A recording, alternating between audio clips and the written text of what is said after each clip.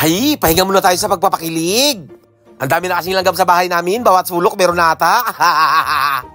Hay sus, welcome back mga bulikat kong kaibigan at haliparot. Nandito nga pala tayo ngayon sa Tadlok, dito sa bayan ng Magsaysay. Pupunta nga pala ako ng Tadlok Elementary School. Medyo nakakatakot yung kanilang tulay.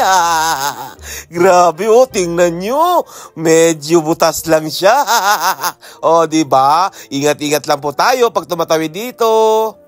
Pero saludo pa rin tayo sa nagpagawa nito. Laking tulong nito sa mga residente dito. Medyo matanda na rin yung tulay, kaya medyo nasisira na rin siya. Parang tayo, masisira na hata ang ating tuhod. Kalalakad! Ayan, napalaban na naman si Jordan sa lakaran sa buhangin.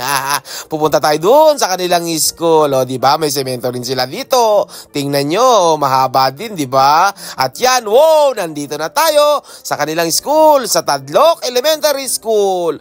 Wow, napakalinis ng kanilang school, diba? Tingnan nyo, organized. May event nga pala sila dyan, di na ako nang istorbo, pinatawag ko na lang isang ma'am. At pagkatapos ka ng aming transaction, diba, tapos na siya. Pagkatapos, ayun, pinabutan ako ni ma'am ng pangparayuma. Salamat, ma'am.